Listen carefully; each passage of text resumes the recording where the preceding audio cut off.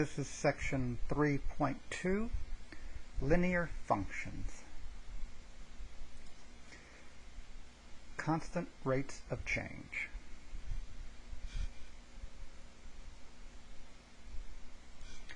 Definition. A linear function is a function in which the rate of change is constant.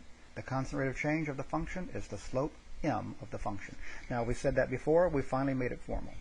Okay, so for a linear function, it always has a constant rate of change, and that constant rate of change is the slope of the function. Okay, the slope is still calculated the way it was back in section 3.1. Remember, that was change in y over change in x. Okay, remember the y values are the function values, and those are the dependent variable values. The x values are the independent variable values. Now, sometimes we'll use t for time for the independent variable.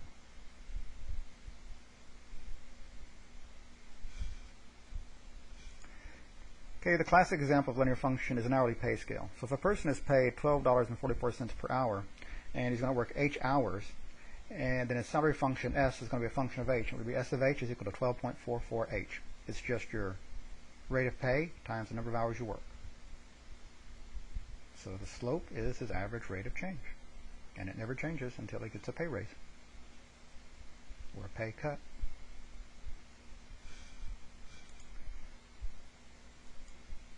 Let's look at some examples. Number one says the sales tax on a $480 purchase is $40.80. The sales tax on a $260 purchase is $22.10. Part A, find the sales tax rate as a percent.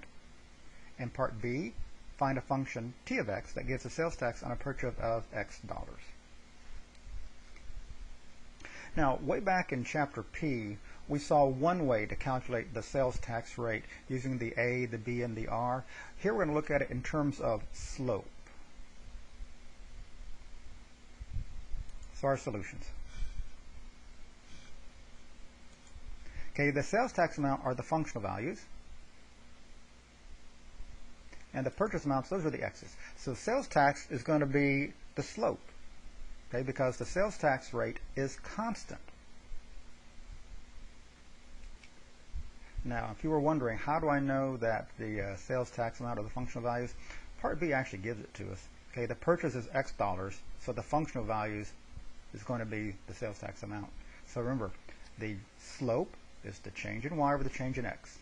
So my y's are the sales taxes. So if I look at my change in y, it's going to be 22.10 minus 40.80, and my x's 260 minus 480.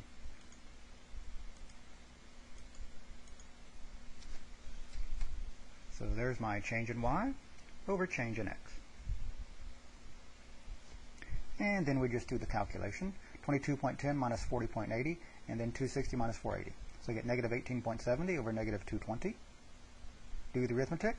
You get 0.085, which as a percent times 100, so you get 8.5%. Now, if you wanted to do the whole thing in the calculator, so let's take out the calculator here. Open parenthesis for the numerator operation. So 22.10 minus 40.80, close the numerator, divided by open denominator, 260 minus 480, close that. Okay, and there's your 0.085, and then just say times 100 to make it a percent, the 8.5%, which remember, the question did say answer a percent. Okay, so remember, that's the M. Okay, the sales tax is just the rate times the purchase. There is no plus B, or you want to, the B is 0 because it's $0 purchase, so the sales tax should also be 0. So T of x is just mx, so 0.085x. There's your sales tax function.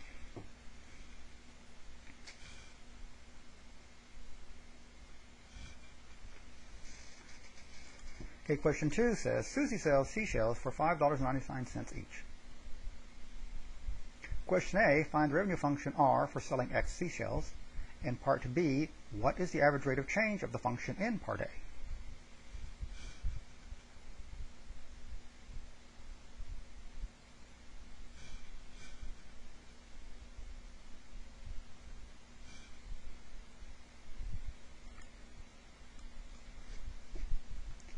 our solutions.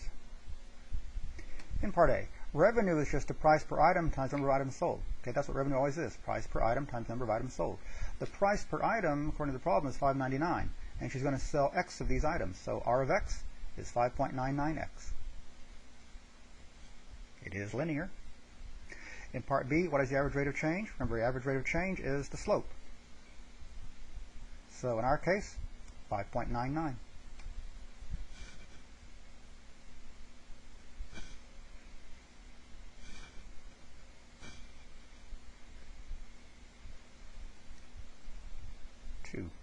Linear functions and straight lines.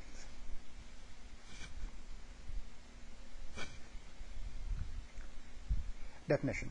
The slope-intercept form for a straight line is y equal mx plus b. As a linear function, the form is f of x equals mx plus b. Most of you have probably seen the y equal mx plus b. It is the most stated form for the equation of a line. The terminology for y equals mx plus b.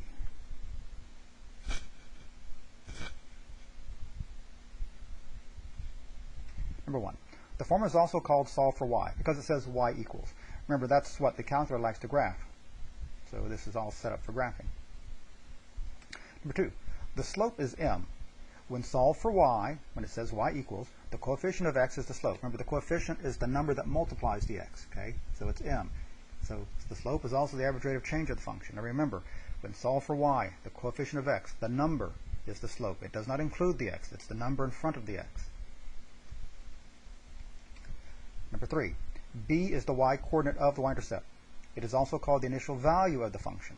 The function 0b is the point where the graph crosses the y-axis. In an example we're going to look at, we're going to find another interpretation of the y-intercept. Remember, as a point, it's 0, b. As a number, it's just b. Now, if it's got something like 3x minus 200, then b is minus 200. Number 4. The x-coordinate of the x-intercept is the solution to mx plus b equals 0. If you actually did the math, you'll discover that x is negative b over m. In an example where we find another name for the y-intercept, we're going to find out what does the x-intercept mean in terms of a physical problem.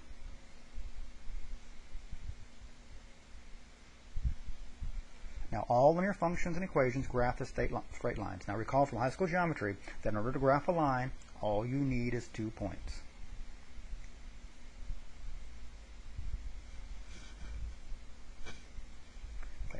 Some examples. Okay, number 1 says, Susie is paid a monthly salary of $1,500 plus 6% of the amount she sells during the month.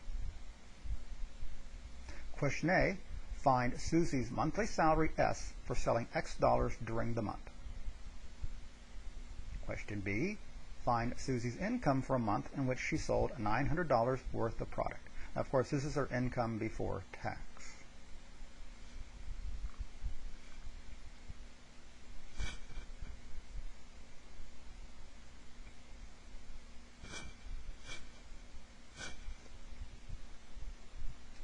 Our solutions. For Part A, the salary is the commission plus the base salary. Okay, the base salary is what she gets just for showing up, and that's the $1,500. Remember, her commission is 6% of the amount she sells. And remember, she's going to sell X dollars worth of product. The 6% is 0.06. The word of, with percents and fractions, means multiply. So this is going to be 0.06 times X. So her salary, the S of X, is 0.06x plus 1,500.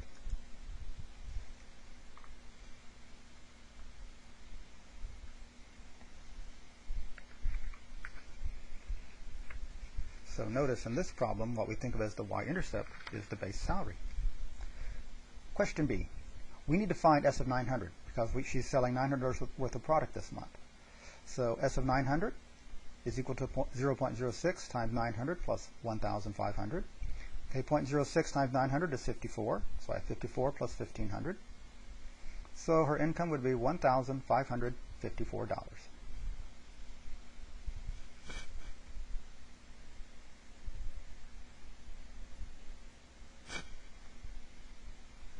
Example number 2.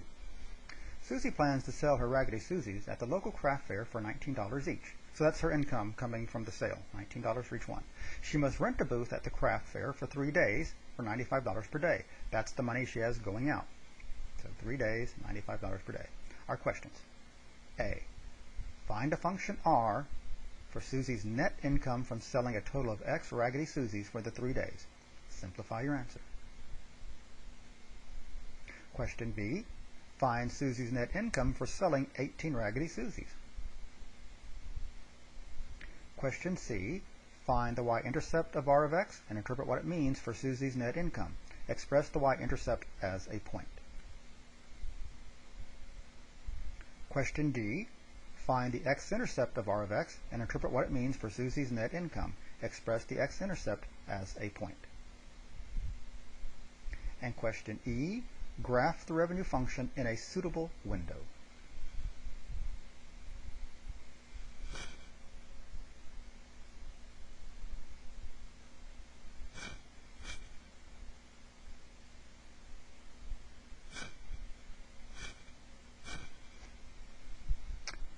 Our solutions.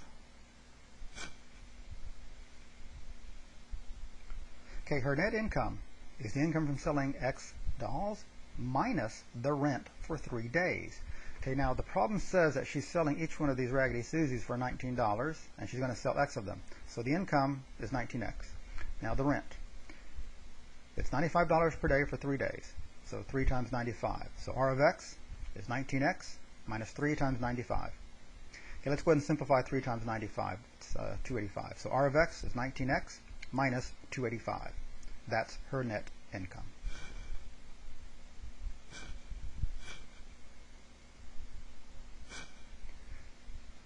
Okay, because I mentioned I have to graph this, that's what question E says. Let me go ahead and put this into the calculator. So, turn it on. Clear this stuff out that we had from before. Y equals, okay, 19X minus 285. And let's quit that. Now notice I can use what I just entered into the calculator to answer part B. Okay, part B says we want to find Susie's net income from selling 18 Raggedy Susies. Remember, this is going to be R of 18. So we could do it by hand, or, since we've gone to all the trouble putting in the calculator, we can do vars, y vars, function, press enter, and then R of 18 is y1 of 18. So, $57. So that's her net income from selling 18 of these things. So if we do it by hand, it's going to be 19 times 18 minus 285. So 342 minus 285, which is $57. Again, we got that on the calculator.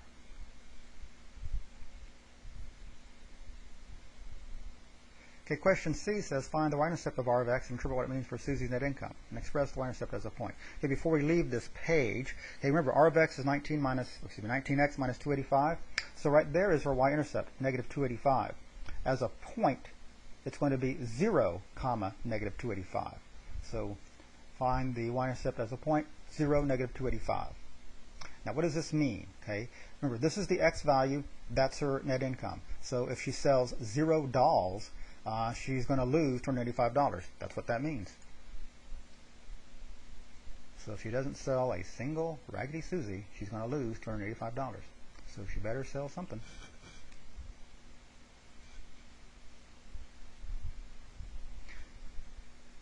Okay, part D was the x-intercept. So we've got to solve where R of X is equal to 0.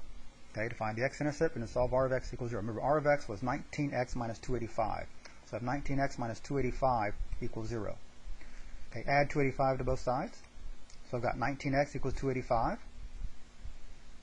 Divide by 19, so X would be 15.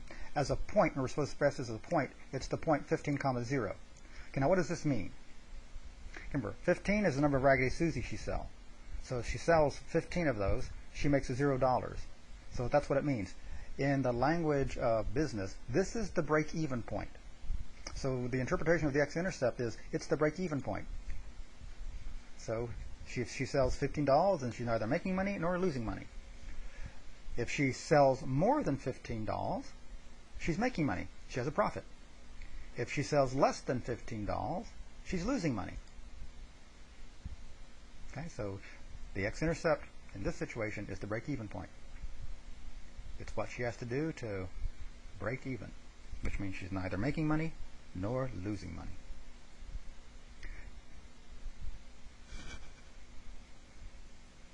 Okay, part E, we were supposed to graph it in a suitable window. Okay, we're going to make some observations to help us figure out the window. Okay, x cannot be negative. So my x min, if you wanted to pick 0, that's fine. If you want to pick something slightly negative to get a better view of the y-axis, because I picked negative 5. Now the y-intercept is 0, negative 285. So I should pick something less than negative 285 as my y min. Okay, negative 300 seems like a good round number. The R of 18 is 57. Remember, this is from selling 18 of her Raggedy Susies. If we assume that she's going to sell more, I should probably have my y max bigger than 57. So with these ideas in mind, I had these window settings. Okay, x min to be negative 5 to allow me to see more of the y-axis. My x max, 50. Okay, again, it's somewhat arbitrary, but I'm assuming that maybe she can sell around 50 of these dolls. And because of, negative 5 to 50, I'm going to let my x scale be 5. Okay, now for my y min, I chose negative 300, something smaller than the negative 285, which was still a nice round number. Okay, now, in order to get a value for the y max, since I'm assuming x max is 50, let me figure out what r of 50 is. So press second enter to bring back my y thing. And let me do y1 of 50, which remember is the revenue or her net income from 50 sales. So 665, so something bigger than 665, a nice round number. I think 700 sounds good. And again, because these guys are so far apart, my y scale, if you want to pick 100, that's fine. I chose 50.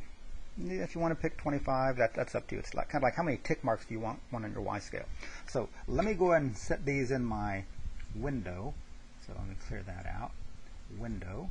Okay, negative 5 for my min, 50 for the max on the x, an x scale of 5. Okay, my y min, I did negative 300. Remember, the y-intercept is negative 285.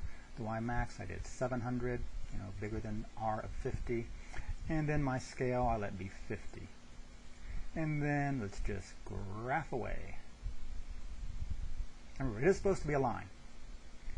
Okay, we can actually see the x-intercept very nice. And each one of these tick marks was 5, because that was my x scale. So 5, 10, 15, but we found that up here. So our graph kind of verifies what we did algebraically. Now, in the slide, here's my graph.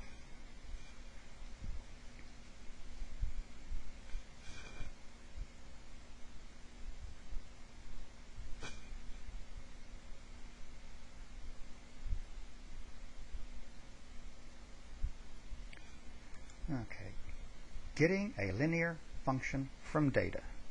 Now the data may also be in the form of a description.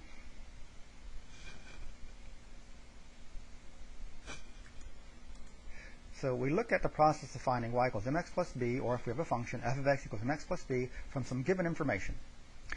You need to be given at least 2 pieces of information, somehow, some way. So we're going to look at some examples. Remember, 2 points will draw the line, so at least 2 pieces of information to get the line. So some examples. Number 1 says the population of bacteria at noon was 6,700. The bacteria grow at a rate of 6.8% per hour. I want to find a linear function p of x that gives the population of bacteria x hours after noon.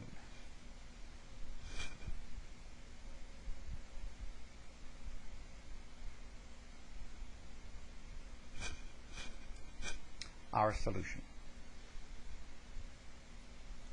Okay, we want p of x to be mx plus b. Remember, the b is the initial value, m is the rate of change. And I believe those pieces of information are given to us. So again, b is the initial value, m is the rate of change. We began with 6,700, so b is 6,700. It's growing at a rate, there's our rate of change, 6.8%, which is 0.068.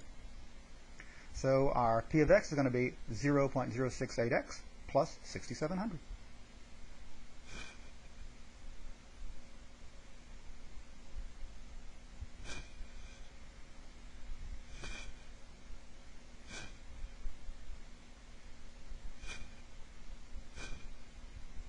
Okay, question number 2. Find a linear function f of x that satisfies f of 4 equals 11 and f of 7 equals negative 5. Simplify your answer. Do not use mixed numbers decimals in your answer. Now in this one, after we find the function f of x, we can substitute x to be 4 and see if we get 11 as an output, and then we can try x is 7 and see if we get negative 5. So after we get our function, if we wanted to, we can actually check it. Now you may not want to, but at least we do have a way to check it.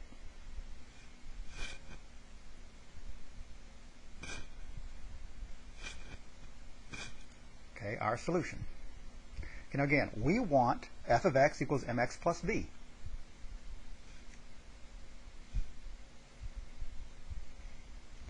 Now, we're actually given 2 points. Okay, we're actually given 2 points. Remember, the number in parentheses, those are x values. The function values, those are y values. So f of 4 equals 11 means that x1, y1 is 411. Right? That's x, that's y.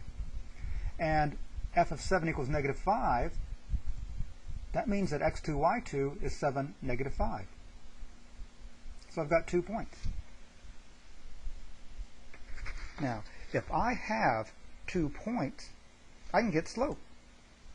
So remember, our slope m is y2 minus y1 over x2 minus x1. Remember, that's the formula for slope. Okay, fill in the numbers. So negative 5 minus 11 over 7 minus 4. Doing the math, we get negative 16 over 3. And we're not supposed to use mixed numbers decimals, and it is reduced. So our m is negative 16/3.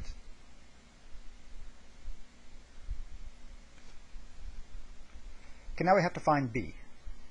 Now, I'm going to use what I just found to help us find b. We just found m is equal to negative 16/3.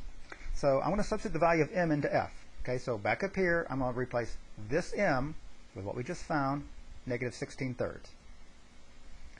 So if we do that, we get f of x is negative 16/3 x plus b. Okay, now we have to somehow, some way, find b. Now there's several ways to do it. So this was the last line from the previous slide, if we go back, right? It's just the last line from the previous slide. So we can use x1, y1 is 411, or x2, y2 is 7, negative 5 in the above formula to find f, or excuse me, to find b. We replace the x with either 4 or 7, and then the f of x with either 11 or negative 5, respectively. Now, it's up to you as to which one you want to pick. Okay, I chose 411 because it has no negative numbers. Now, if they had both contained negative numbers, I would have chosen the point that seemed to have the smaller numbers. You should end up with the same result. I just, again, chose 411. If you want to do it on your own with 7, negative 5, you should get the same value for b that I'm going to get. So I'm going to let x be 4, right? And f of x will be 11. So I'm going to have 11 is equal to negative 16 over 3 times 4 plus b. So b is the only unknown. Remember, this 4 is really 4 over 1. So remember to multiply fractions, multiply numerators, multiply denominators. So I'm going to have 11 is equal to negative 64 over 3 plus b. Now again, if you couldn't do that by hand, if we take out the calculator, I guess we got to turn it back on again. Okay, let's clear that out. Quit. So if I do my fraction, alpha y equal, and if I do negative 16 over 3 times 4, negative 60 over 3. Okay? Now to solve the equation, I should add 64 over 3 to both sides. Okay, so that's what b is going to be. So let's do this on our calculator since we got it going for us. So let's have, to make this be positive, let me do negative 1 times the answer plus 11. 97 over 3.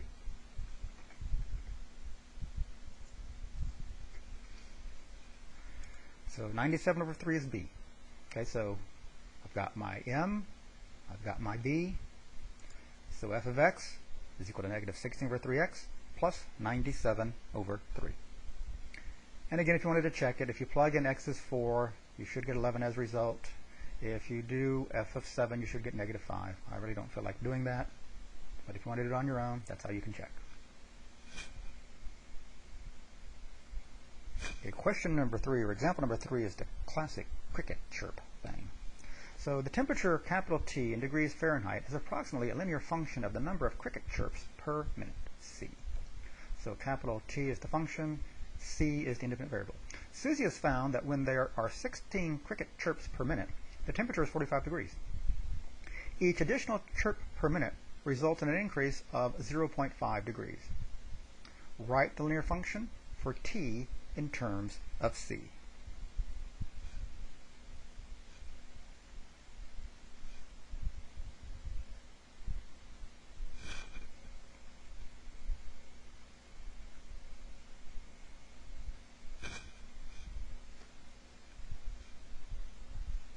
Okay, our solution. We're wanting to find a linear function, so I want T of C to equal MC plus B. Okay, that's what we want. Now, are either one of these values given to us?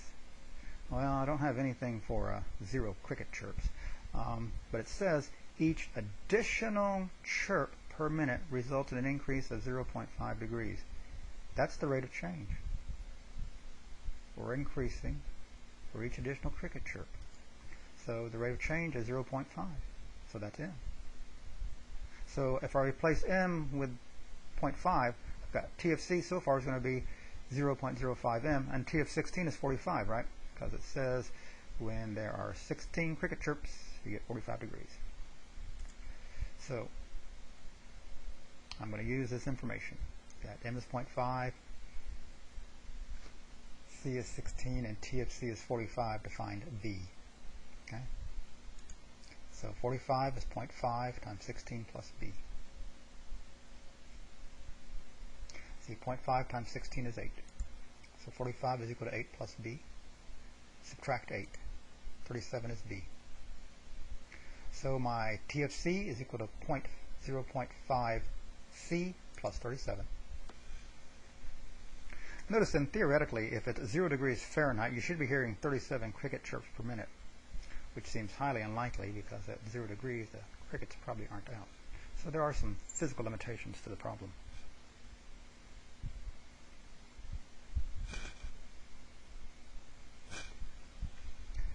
That is the end of section 3.2.